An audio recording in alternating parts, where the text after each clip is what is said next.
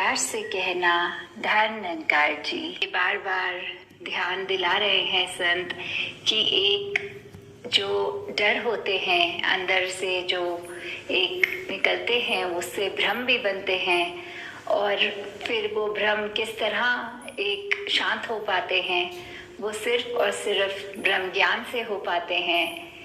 कि कैसे एक मनुष्य अगर आया है तो अकेला ही आया है और अपनी मृत्यु के बाद भी इस निरंकार में जाने के समय भी अकेला है।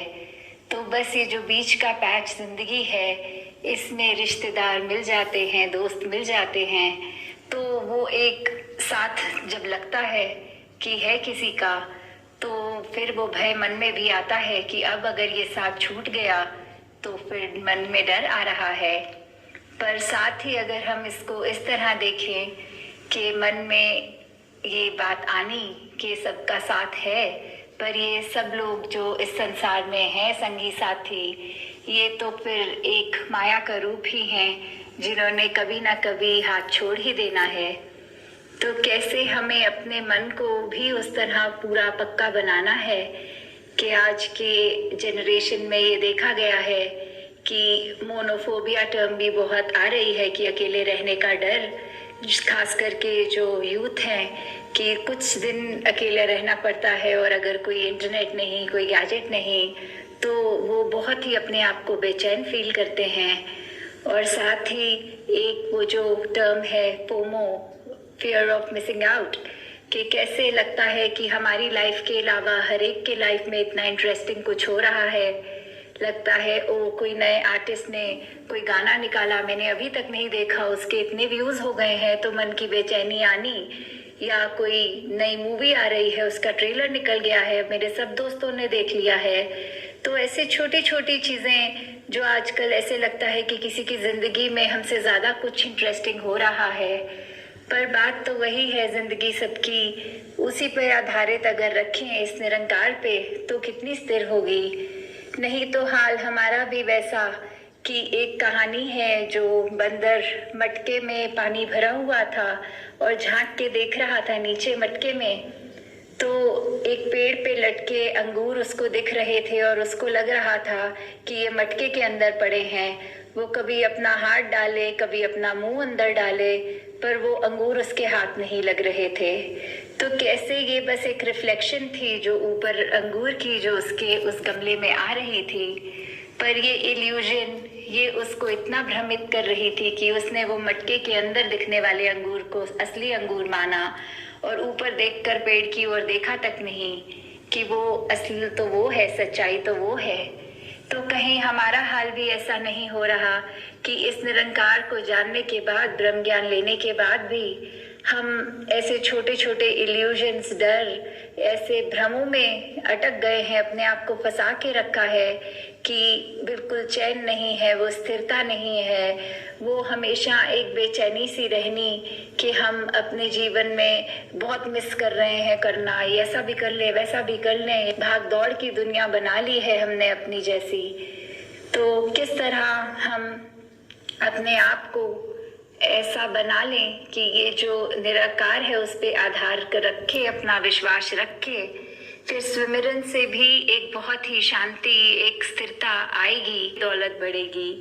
तो कैसे हमें अपने मन के सारे भय, जब ये बात याद आती है कि दातार है, निराकार है, तो भय वहीं खत्म हो जाएंगे। और जो भी हमने एक भ्रमों की ओर अपने आप को एक फंसा के रखा है, वो सारे भ्रम भी इस ब्रह्म ज्ञान द्वारा ही खत्म हो जाएंगे। तो दातार कृपा करे सभी पे कि कैसे जीवन में एक सिर्फ और सिर्फ आनंद की अवस्था के ऊपर वर्क करते हुए इस निराकार से जुड़कर अपने मन को और साफ करते जाएं, अपने मन के अंदर जितना ठहराव ला सके इस सिमरन द्वारा। तो दातार कृपा करे हर एक का जीवन इसी रूप में निरंकार के ऊपर आधारित होते हुए सत्संग की शिक्षाओं पे अपने चरित्र को और मजबूत बनाते हुए आगे से आगे चलते रहे। साथ संगत जी, धन निरंकार जी। साथ संगत जी, प्यार से कहना धन निरंकार जी। साथ संगत जी, दासी आप जी के चरणों में कहानी रखने जा रही है। साथ संगत जी कृपा करना और दासी से जाने अनजाने में जो भी टूटी फूटी गलतियां हो बख्श लेना जी। साथ संगत जी, एक राजा का जन्मदिन था। सुबह सुबह जब वह घूमने निकला तो उसने तय किया कि वह रास्ते में मिलने वाले सबसे पहले व्यक्ति को आज पूरी तरह से खुश एवं संतुष्ट करेगा। साथ संगत जी, उससे एक भिखारी मिला। भिखारी ने राजा से भीख मांगी तो राजा ने भिखारी की तरफ एक तांबे का सिक्का उछाल दिया। सिक्का भिखारी के हाथ में छूटकर नाली में जा गिरा। साथ संगत जी, भिखारी नाली में हाथ डालकर तांबे का सिक्का ढूंढने लगा। साथ संगत जी, राजा ने उसे बुलाकर दूसरा तांबे का सिक्का दे दिया। भिखारी ने खुश होकर वह सिक्का अपनी जेब में रख लिया और वापस जाकर नाली में गिरा सिक्का ढूंढने लगा। साथ संगत जी, राजा को लगा कि भिखारी बहुत गरीब है। उसने भिखारी को फिर बुलाया और चांदी का एक सिक्का दे दिया। भिखारी ने राजा की जय जयकार करते हुए चांदी का सिक्का रख लिया और फिर नाली में तांबे वाला सिक्का ढूंढने लगा। साथ संगत जी, राजा ने उसे फिर बुलाया और अब भिखारी को एक सोने का सिक्का दे दिया। भिखारी खुशी से झूम उठा और वापसी भागकर अपना हाथ नाली की तरफ बढ़ाने लगा। साथ संगत जी, राजा को बहुत बुरा लगा। उसे खुद से तय की गई बात याद आ गई कि पहले मिलने वाले व्यक्ति को आज खुश एवं संतुष्ट करना है। उसने भिखारी को फिर से बुलाया और कहा कि मैं तुम्हें अपना आधा राज बांट देता हूँ। अब तो खुश एवं संतुष्ट हो जाओ। साथ संगत जी, भिखारी बोला, सरकार, मैं तो खुश और संतुष्ट तभी हो सकूँगा जब नाली में गिरा हुआ तांबे का सिक्का भी मुझे मिल जाए।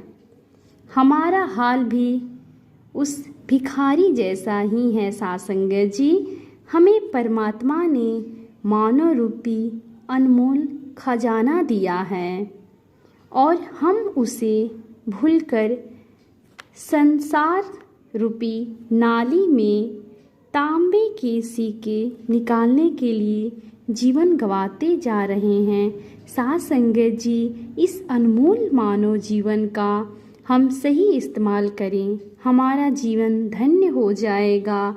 साथ संगत जी, प्यार से कहना धन्यकार जी। साथ संगत जी, कहानी अच्छी लगी हो तो आशीर्वाद देना। साथ संगत जी, प्यार से कहना धन्यकार जी।